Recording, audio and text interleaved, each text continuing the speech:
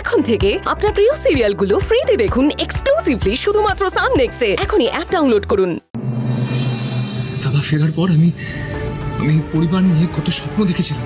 ভেবেছিলাম পরিবারের প্রত্যেকটা মানুষ মিলে আবার সবাই হই হই করে থাকবো, আনন্দে থাকবো, সবাই একসাথে থাকবো, কিন্তু কিছুই তো হচ্ছে না। দিনের পর দিন যে স্বপ্নগুলো খেকে মাটি হয়ে যাচ্ছে। হ্যাঁ, কি করবো মঞ্জু? দাদা কেন বুঝতে পারছে না? কেন এরকম করছে?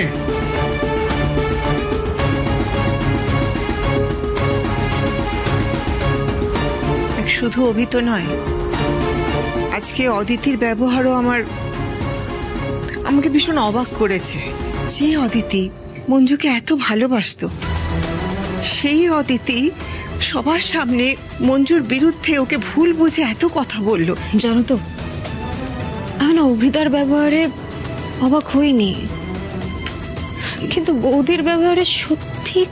না না মঞ্জু, আমি ঠিক জানি যে অদিতি নিজের বুদ্ধিতে সমস্ত কিছু করছে না। ওই নন্দিতা দেবী, প্রদীপ বাবু, ওরা নিশ্চয় পিছনে কলকাঠি নাড়ছে। আমার কিন্তু বেশ কদিন ধরে মনে হচ্ছে যে ওরা না আমাদের এই যে সুখের সংসার, এটাতে আগুন লাগাবার চেষ্টা করছে। অন্য কোনো কারণ নেই। ওই যে মেয়ের সঙ্গে অর্জুনের বিয়েটা দিতে পারেননি, সেই রাগ থেকে এটা করছেন। ওনারা ওনাদের রাগ নিয়ে এই বাড়ি থেকে বেরোবে। দুধ কলা খাইয়ে কাল সব পোষার কোনো মানে নেই। মানে অর্জুন, কি করবি তুই? যেটা অনেকদিন আগে করা উচিত ছিল মা, ওই তিনজনকে এই বাড়ি থেকে বের করতে হবে। বাড়ি থেকে ঝামেলা বেরোলেই বাড়ির ঝামেলা মিটবে, নইলে এটা কখনো মিটবে না। রাগের মাথায় ভুল সিদ্ধান্ত নিস না অর্জুন।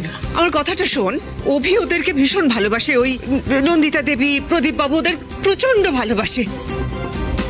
ওদের সঙ্গে যদি অভিও বেরিয়ে যায়, তাহলে অদিতি, মুনিয়া ওদের কি এখানে রেখে যাবে? অদিতি, মুনিয়া ছাড়াই পরিবারটিকে পরিবার থাকবে। অর্জুন তুই বল, আমি কি করবো? এই পরিবারটাকে আমি বাঁচাবো কি করে? আমার মতে একটা উপায় আছে। কি উপায়? অভিতার সাথে এই ব্যাপারে সরাসরি কথা বলা দরকার। আমি বলছি মঞ্জু, এই ভুলটা করিস না। এটা ভুল করবি তুই। কাজটা করার আগে কেন ভুল বলছো? না না, আমারও মনে হচ্ছে কাজটা ভুলই হবে। আমার অভিজ্ঞতা যা বলছে তাতে অভি কারো কোনো কথায় কানে তুলবে না এখন। তাহলে আমি একটা কথা বলবো, শুনবি? আমি বলছি কি যে তোরা নিজেদের কাজে মন দে। অর্জুন, তুইও নিজের জন্য টুকটুক করে একটা ভালো কাজ খুঁজে নেওয়ার চেষ্টা কর। দেখবি কাজে ব্যস্ত হয়ে গেলে মনটা ভালো থাকবে। আর ওই অভিরাও তোদের নানান দোষ খুঁজে বেড়াবার আর কোনো সুযোগ পাবে না। আস্তে আস্তে দেখবি সবটা ঠিক হয়ে যাবে, অন্তত এটা আমার বিশ্বাস। আমি কাল থেকেই একটা কাজ করছি। কাজে নয়, তোমাদের দুজনের অকাজের দিকে মন দেওয়ার সুযোগটা তাহলে এবার আরো ভালো করে তৈরি করে দিতে হবে। This is the high time.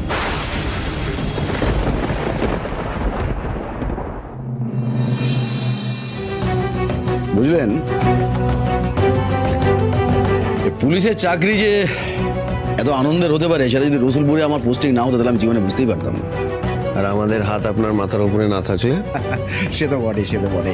দেখুন, মানে মঞ্জু বাড়িকে হাজারটা ঝামেলার মধ্যে আটকে রেখে এই নিজের পকেট ভরানো, সেটা কি সৌভাগ্যের ব্যাপার বলুন তো? হ্যাঁ, আমাদের কথা মতো চলুন, পকেট এইভাবেই ভরতে থাকবে, তবে কোনো ফাঁকিবাজি চলবে না কিন্তু। হ্যাঁ, ফাঁকি মারলে দেখবেন আমাদের টাকা দেওয়াতেও ফাঁক পড়ছে। এই দেখুন, আরে হাতের লোক একটু পায়ে ঠেলে নাকি? হ্যাঁ, নিন ধরুন। আবার টাকা? এই একটা কাজের জন্য কবার টাকা পাবেন আপনি? আরে মন থেকে দিচ্ছে, এখন দিতে দিন না। গরিবের সংসারে দুবেলা একটু মাছ মাংস ঢুকবে, তাতে তো ভগবান আপনার আশীর্বাদ করবে বলুন। যাই হোক, একটা ব্যাপারে আপনাদের কিন্তু সাবধান করার আছে। কি বিষয়ে?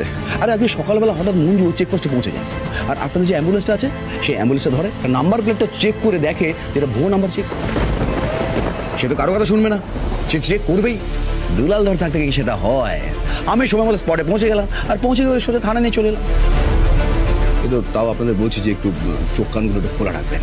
শুনুন, মঞ্জু থাকবে আর আমাদের কাজে চোনা ফেলবে না, মানে ফেলার চেষ্টা করবে না, এটা তো আপনার ভাবাই ভুল। যাই হোক, ওইসব নিয়ে চিন্তা করবেন না, আমরা সব দেখে নেব।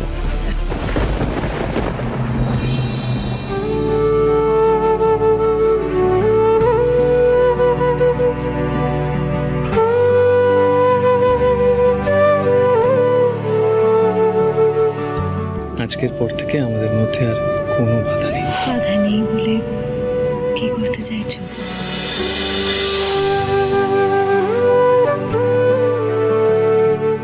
মঞ্জু, সরি। হঠাৎ কিসের সরি? না, তোর ফুলসজ্জার রাতটা নষ্ট হয়েছে তাই। অর্জুন, প্রথমত এটা শুধু আমার ফুলসজ্জা ছিল না, আর দ্বিতীয়ত তুমি তো কিছু করোনি, তাহলে তুমি কেন সরি বলছো?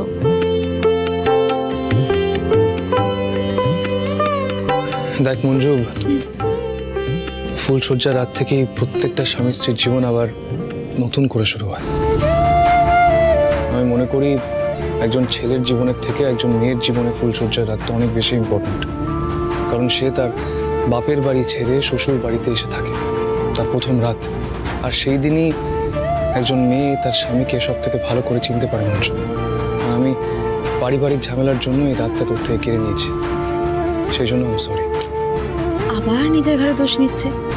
যেটা হয়েছে তাতে কি তোমার কোনো হাত আছে? আছে মঞ্জু, আমার তোর কথা শোনা উচিত ছিল, আমার বোঝা উচিত ছিল আমার দাদা আর আগের মানুষটা নেই, যাকে ভালোবেসে আমি এত কিছু করলাম। অর্জুন, এখন এসব কথা থাক না। মঞ্জু, আমার মনের মধ্যে যে কি চলছে আমি সেটা তোকে বলে বোঝাতে পারবো না। আমাকে বোঝাতে হবেও না, তুমি যে নিজের ভুলটা বুঝতে পেরেছো এটাই অনেক। আমি তো এসব নিয়ে কথা বাড়াতেই চাইছি না।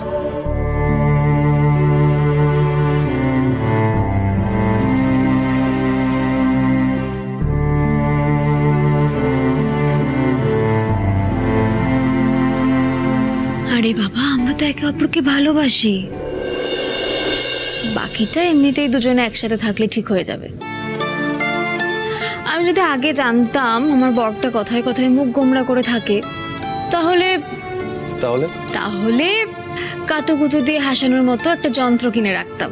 এরকম গোমড়া মুখো হুতম প্যাঁচার মতো বর দেখতে কার ভালো লাগে বলো তো? এই কি বললি তুই? তুমি হুতুম প্যাঁচা বললি? আমি হুতুম প্যাঁচার মতো দেখতে? জনকে আয়নায় মুখটা দেখো। এই আমি হুতুম প্যাঁচা হলে তুই কি? আমি? হ্যাঁ, দাঁড়াও বলছি, দেখে বলছি। আমি আর খুব মিষ্টি একটা মেয়ে।